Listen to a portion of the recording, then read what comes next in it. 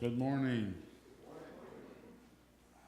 Some of you are probably wondering, what's he doing up there? It's not November. It's not Veterans Day. Normally, that's about the only time I want to speak. I used to speak many times before. In fact, for about 4 years, I used to go to 4 different states preaching almost every Sabbath.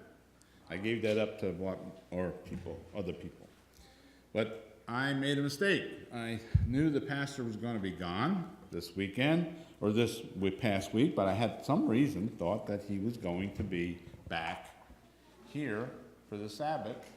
And last week before he left, he said, don't forget, I won't be here next week. I go, oh, it's a little too late to get somebody, so I decided to take something out of my book and talk with you today. And I hope you get a blessing from it. I want to take us back to World War II, but before then, I want to ask you a question. Is there a God, and where is he? Let me turn these lights off here a little bit.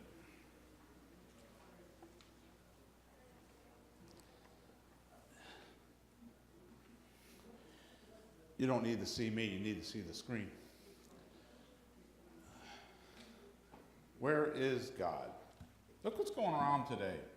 I mean, did you know, I get this newsletter from the Air Force Times every week or so, every day or so. Did you know what's going on in North Korea? You know right now that in South Korea, our military forces are all on red alert. Both the South Korean Army, Navy, Marines, Air Force, along with the United States military, have loaded all their weapons and are along the border. In Guam, B-52 bombers have been flown over there with nuclear weapons in their bomb bays. Never before. This has not been done since ever. We have our nuclear powered submarines on patrol looking for destroyers and looking for the North Korean submarines. And some of those nuclear powered submarines have Polaris 3 missiles on board with nukes. In Japan, every military installation is in lockdown and on full alert. We are on the verge of war with North Korea. So where is God? Are we going to have a second Korean war? Where is he?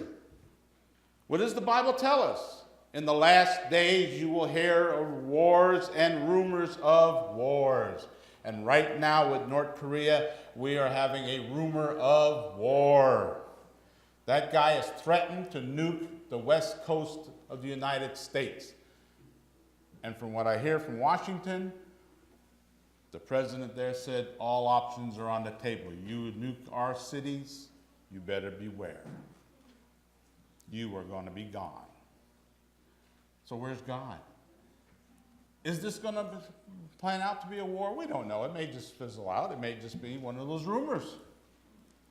But where is God? Where was God during the Second World War? Where was God during this whole universe, all the time since creation?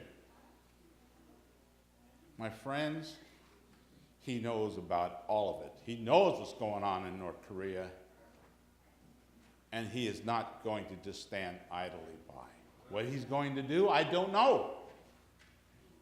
And the psalmist says, who knows the mind of God? But some of the tragedies is, where was God in all of this?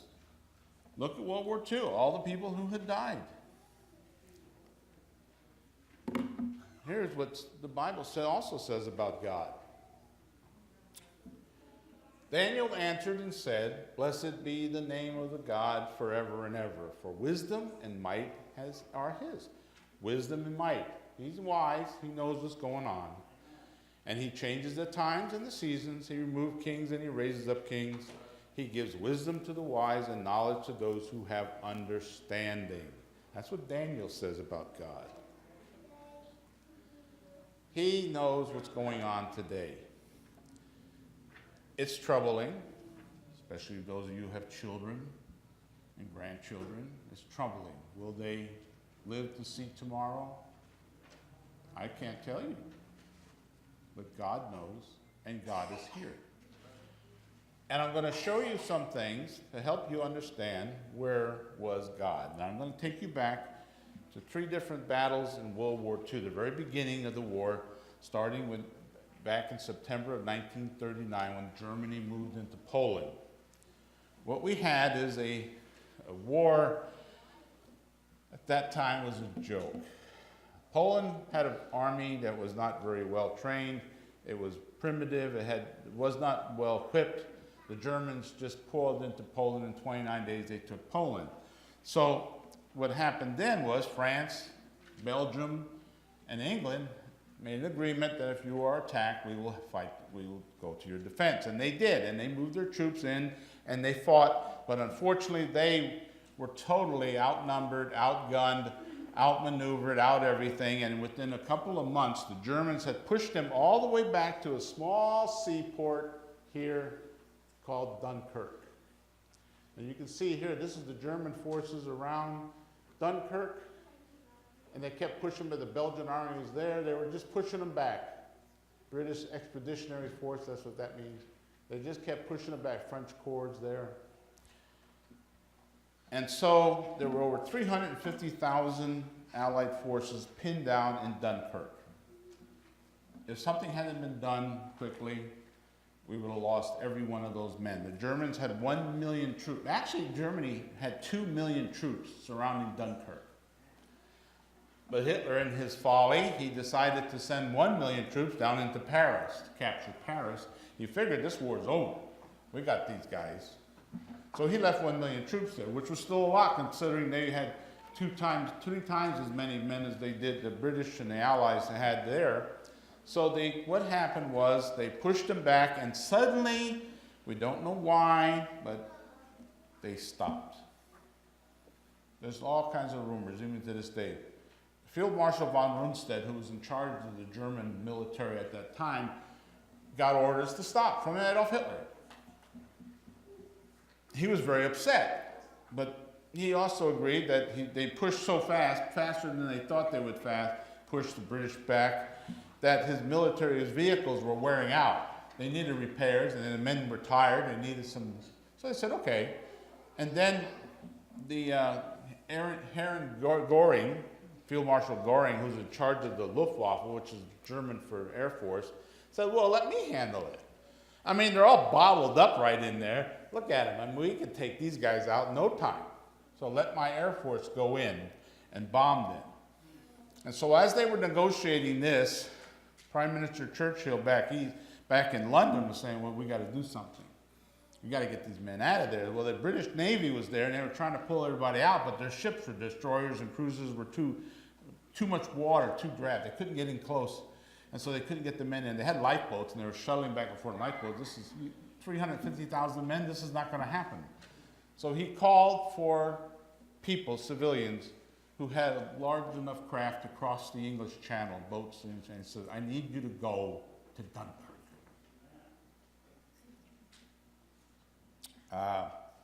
The response was overwhelming. I mean, he had people turn away who had rowboats, and they said, no, you can't go. You know, they were all going to go to get those people, those men out of there. And so this is why this is called, the papers even back then called it the miracle at Dunkirk. So they went, and they went over there, and they began to pull the troops. This is an actual photograph, folks. This is an actual photograph of, if you can see it, these are all British troops. They lined up these little lifeboats so they can go further out to get to the ships, the boats, the beach. They couldn't get it there. 300,000 men. Well, remember, the Luftwaffe was going to come in and bomb them, so they said, okay, well, we're going to keep coming in no matter what. Guess what? Weather turned bad. Nobody could fly. Isn't that just a coincidence, right? So all these little boats came over there and kept pulling the men off. Oops. This is another little painting. As you can see the little ships around. Here's the bigger ships, smaller ships coming. There's a German bomber up here. And they were being shelled These boats were, these people were taking their lives in their hand to get these British soldiers out of there. And they came up and they kept pulling them off for 9 days. They take them up to the main ships. Main ships go back to England and come back and get more. And they just kept doing this for 9 days. And they called it the miracle. They pulled 300,000 troops out of Dunkirk. But Hitler now had all of Western Europe. His next goal was to take Britain. But before he could invade, he had to take out the Royal Air Force and the Royal Navy. But he had to mainly take out the Air Force because the Air Force would come in and strafe them and his boats, because he had no ships, real ships. He had tugs and barges to pull his troops across. And so in the Battle of Britain, the British, again, here's another strange thing. He took over Dunkirk, he completely took over Western Europe, and then he stopped again. Instead of moving right in there, well, one thing, he didn't have all his troops up front, and he didn't have enough barges, so he had 2 weeks to 3 weeks, they did not do anything. They sent fighters over and bombers and did some minor bombing and stuff, but they could not invade, they could not really, and he had to build up his airfields, and so he could not really do anything for several weeks, and this gave the RAF time to build up get their battles plans ready, so before they can go. As you can see, there's the British Spitfires and the Hurricanes, and this is the ME-109. Very good aircraft back in those days. Some of them are still flying today. They're really amazing, beautiful to watch. This is how they set it up. This big line here is the radar. England had radar along the coast. They set up bases. These little dots are bases. This is the range of the fighters. London was located right about there. So what was happening first? The plan was simple. Goring said he's going to take his Air Force and knock out all these bases in 11 groups. They had 10 groups. They broke it up. The RAF broke it up into 4 different sections. RAF stands for Royal Air Force. And 12 group and 10 group were to protect London and the airfields, while 11 group was over the channel fighting the fighters and try and knock out the bombers. Well, unfortunately, again, they had only 600 aircraft. The Germans had 3,000. And it was I can't really explain it, but the British planes were just amazing. These men, they knew they would be outnumbered. They'd go up there, be outnumbered 10 to 1, and they'd attack. And they would do some heavy damage. They took out about, every time a British plane went down, 4 or 5 German planes went down. They made the Germans pay for it. But it was a very costly battle. And they were losing. Field Marshal Goering thought he'd be able to tell Hitler that, well, within the next couple of weeks, you could go over, the skies would be cleared, and you'd be able to go over there. Vice Air Marshal Parks of the British Air Force was Control 11th Group. Lee Mallory, Vice Air was called the 12th Group. Lee Mallory had more planes, even though they had fewer bases than they had over here, because they were to protect London. Some reason, they had a hunch that eventually Hitler was going to bomb London. Even though they had this agreement, no cities should be bombed. British should not bomb German, German should not bomb British. So things were getting bad down here. In about 3 more days, all these bases would have been wiped out. Now, over here somewhere in this area, there was some refineries, ammunition depot, and German planes coming from these sectors would go up and bomb.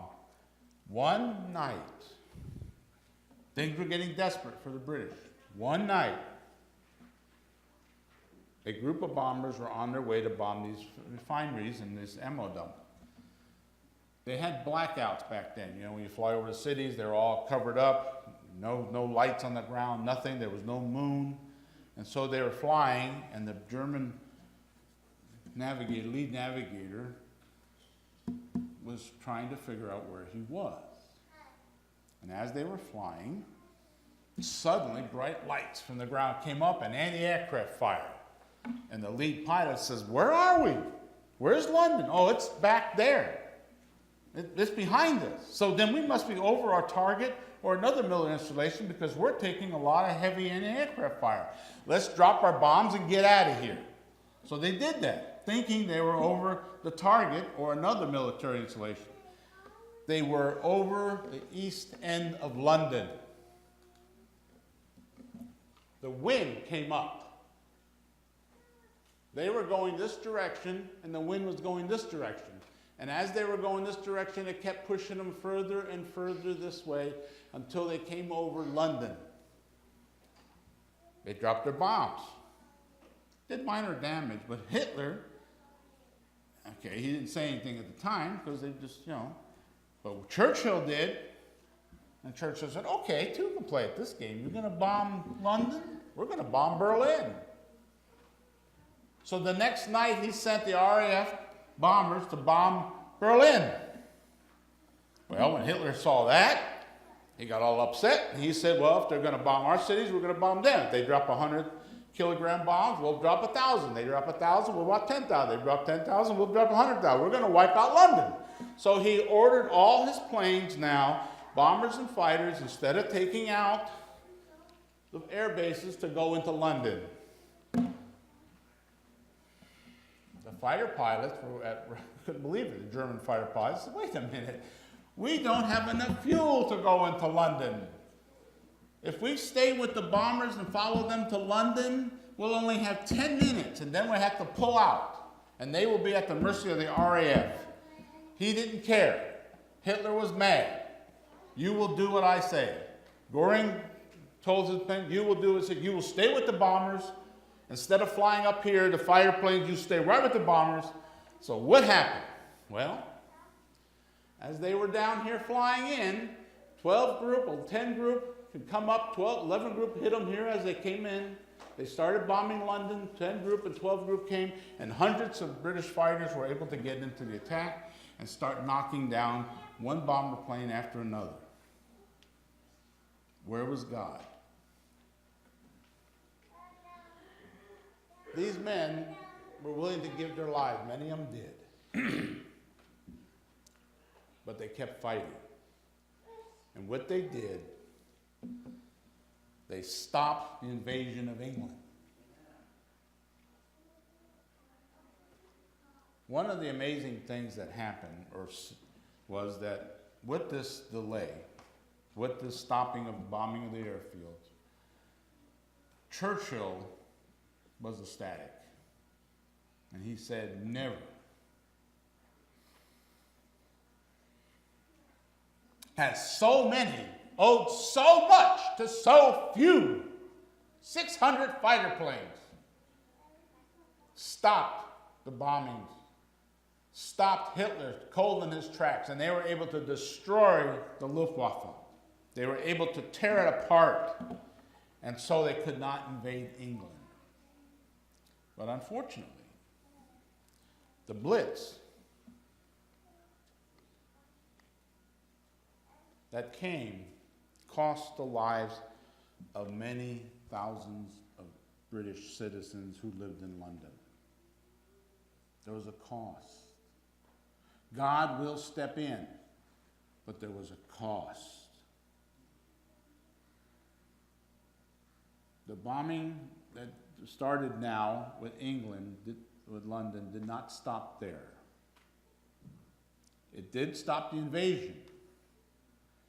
It did keep Hitler from taking over England and gave us a foothold so American forces can, when they finally get there, can jump off and then take back France. Like I said, this whole area. France is right here. It's just a short distance, and there, right there, is the port of Calais, right here. And this is Dover. We landed down here in the battle later on in D-Day. This is Normandy. That's another story for another time. But they saved England, so England can fight back and keep holding out until we got there so we could fight back. But it cost. God will step in, but it's going to cost. And I'll explain why later. The next thing was this, and this is what I want to tell. This was a miracle. The firebombing of St. Paul's Cathedral on the night of December 29, 1940. Hitler was outraged. He could not take England. So he decided, I'm going to bomb them. We're going to continue the Blitz, the Blitzkrieg, which means Blitzkrieg, lightning war, on London. And this is amazing. This guy here, if you look at it, he's standing on top of a roof. I wouldn't be up there, but this building behind him, that's St. Paul's Cathedral. You can see it from all over London at that time. All the buildings around it. It was their main headquarters for the Church of England. And St. Paul's Cathedral stood for 1,000 years. Now it had problems. In fact, it even actually burned down after about the first 300 years. They rebuilt it. And after that, it stood pretty strong. It was God's beacon in London. Seventh-day Adventist Church was just barely getting started even back then. Wasn't much of us there, but there were Christians. So here was St. Paul's Cathedral, and Hitler decided, I'm going to firebomb the city. I'm going to destroy London, but I'm going to particularly destroy St. Paul's Cathedral. I'm going to order my bombers in, and that's going to be the number one target. And so they came on December 29, 1940. This is a painting of the planes coming in, and you can see the city ablaze. They started regular bombings, and they started what they call a carpet bombing. They started here, and they just kept moving forward towards St. Paul's Cathedral until they got to the point where he sent in the main body of the force to bomb the cathedral. And they were going to drop incendiary bombs. Incendiaries are not very big, as you can see.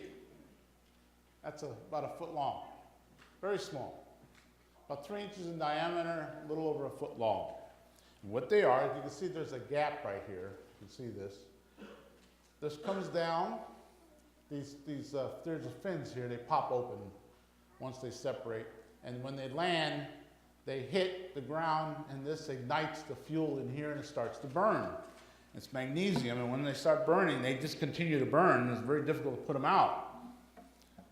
And you could take a cluster of these and tie them together. We have them too. We had them in World War II as well. Everybody used them. Tie them together, and then when they come out of the plane, they separate. Each plane could carry about 3,000 of these bombs. About 1,000 to 2,000, excuse me. And he had over 1,000 bombers coming in, dropping these. Let me show you what it looks like. That's a bombing. All these little specks here are fires started by one of the bombs. With clusters of bombs. One of them. They break apart and they start burning fire. That's London, by the way. He decided to burn the entire city to the ground. If you notice, there's a dark spot over here. And there's one over here, and here, and here. But over here, this is where St. Paul's Cathedral was, and somewhere in this box. Notice, there's a square there. Throughout the bombings, St. Paul was never touched. So this time, he said, I'm going to go in and bomb them. So that night, they deliberately came into this area. They hit that area. That's a world-famous picture. Look at the smoke. Look at that. You can't see it on this one, but on the screen, down here are burned-out buildings.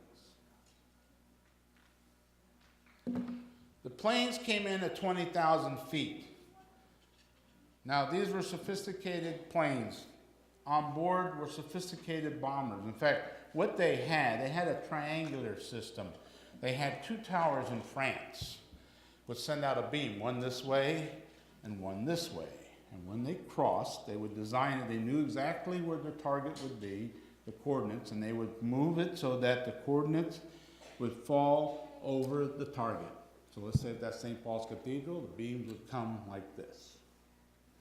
When they hit that in plane, you hear this beep, beep, beep, beep, beep, beep, beep, beep, beep, beep, beep, like that. The bombardier would hear that, and he would listen, and the navigator would focus so that he would follow the beam. And then they would get, then it would go beep. Bombs Luft. Bombs away. And they would drop the bombs. Very accurate. The bomb bay, not the bomb bay, but the bombardier had a device, his bomb sight, which was very sophisticated. In fact, when we captured it, they found that it was just as sophisticated as what we had, was what's called the Northern Bomb Sight. It was just as sophisticated, in some areas even better. So this plane came over, and they found St. Paul's Cathedral, and they let loose. Thousands of incendiaries came down. This is the next morning. Look at the building. They were coming down, aiming for this point. One of the people down below, the fire brigades, they had fire brigades all over the place to try and put fires out in case they began starting fires everywhere. And they were on St. Paul's Cathedral, and it's a big cathedral, by the way. It's about a half a city block, maybe more. It's a huge cathedral. And the fire brigades were all over the place. And they said, they looked up and they could see the bombs coming down. And they ran for cover. And one of them said, I couldn't believe it. As it came down, as it was coming down, the bombs seemed to go off in all different directions, as though there was some kind of clear glass dome over the cathedral. All night long, the bombers came in. All night long, they dropped their bombs right on top of St. Paul's Cathedral. All night long, the bombs fell away. Now, St. Paul's Cathedral was survived. But thousands of Londoners died that night, but the cathedral would not be touched. Why didn't God stop the bombs from going off? Why didn't God stop them from killing all those British citizens? Where was God? He could worried about a building, but he wasn't worried about the lives of the Londoners. Good question. This is taken a few days after the bombing. Look at the city. Look at that. These buildings here are all burnt out. They're all gutted. There's nothing here. There's a 500 or 1,000-pound bomb hit here. Nothing. But there's a cathedral. Some black smoke all over it. Charred from all the fires. Another amazing thing is that they had the streets. The fires were raging, and they were heading for the cathedral. But when they hit the street, they stopped moving forward. That's a famous picture. That's a newspaper here. World's Cathedral War's greatest picture. St. Paul's Street Cathedral unharmed at the midst of the bombing, burning city. Burning city. All around it was burning. There's another picture of it. All around it, burning. This is the one I wanted to show you. This was taken a few years later, because some of the buildings are, see here, they built a new building here and here. But you can see the streets, and you can see all of this. They made a parking lot here. These were all buildings at one time, all around here. Some of these are gutted buildings still. These were rebuilt, but they were burnt. These were burnt. All of them were burnt. But it never crossed the street. The people at the cathedral watching the flames coming towards them figured, well, we're going to be burnt alive here in a minute. And the flames kept burning, but wouldn't cross the street. A lot of times the flames were up like 50 feet high. You think they would leap across the street? They wouldn't. It was like a wall there, invisible wall. The flames came up to it and stopped. They kept burning, but they didn't move any further. They did not touch the cathedral. There's a cathedral. It's huge. All these buildings burned. Thousands of people killed. But the building was not touched. Why? Why did he care more about a building than he did about those people? There's another picture later on. Again, you can see there's the cathedral, and look at all this flat land. All these buildings are gone. They're construction. These are under construction, new buildings. Nothing got across the street, all the way around. Nothing. The flames could not touch it. God had his hand in this. There was no question. Because if the fires were coming from here, they would have swept across, because this side's burnt, this side's burnt, this side's burnt.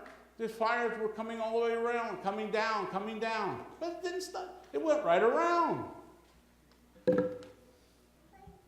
St. Paul's Cathedral was not going to be destroyed. God said no. Why? Why didn't he save the lives? There were people living in these buildings, bomb shelters. Some of them were blown up and destroyed. You read the accounts of some of the people, families killed, young children. Where was God? I don't get God. I don't understand this. Why was he so worried about a building that was 1,000 years old and all those young children who were 4 or 5?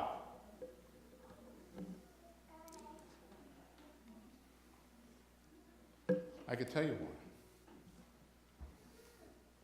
one. We chose sin. We decided we knew better than God, so our parents, Adam and Eve, decided to follow Satan. We allowed war. We decided that Satan knew better. And so God, as it says here, this one right here, the Psalms, with God's help, we will do well, and we will break under his feet those who fight against us. It says here, and lo, I am with you always, even to the end of the age. So where was he? He was there, but he's not a tyrant.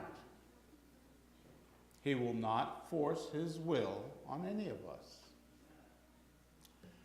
Each one of us has to choose who we're going to serve. Do we want to follow God, or do we want to follow Satan? Make a choice. You can't have it either way. Both ways, you have to have it either way. And if you don't choose, you have chosen. It's that simple. Well, I'm not going to make a decide who I'm going to follow. Well, you already did. You followed Satan. That's that simple. So God, in his infinite wisdom, steps in from time to time because of our own ignorance and folly. Satan would have us destroyed many times over. In my book, I talk about it, and I'm writing some more, another book called God's Hand in United States History, how he steps in here. Satan would have us destroyed if he could, but God has to step in and stop him. He has to allow him a certain leeway because we chose to follow him. We chose to follow him, and we chose that we want war. We see that in the very beginning. Cain and Abel, first thing, bang, one of the sons kills the other. We chose that's okay in this life of ours because that's what Satan said we should do. And we do it. So my friends, it's very simple. Do we follow God or do we follow Satan?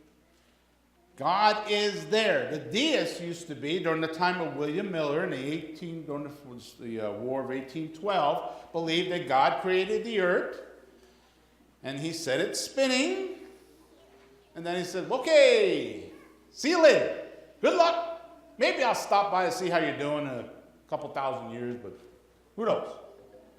And so we're on our own. But that's not true.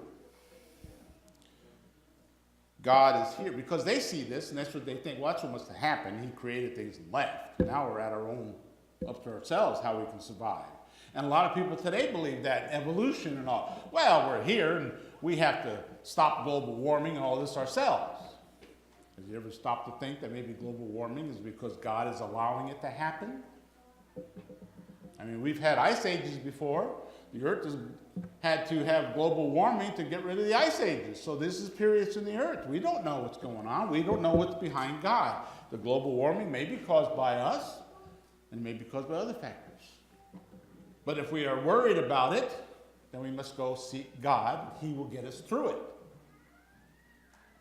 No matter what is happening out there, we must seek God, and he'll get us through it, because Satan is going to do everything he can to destroy each and every one of us. Only by God's grace we're still alive, friends.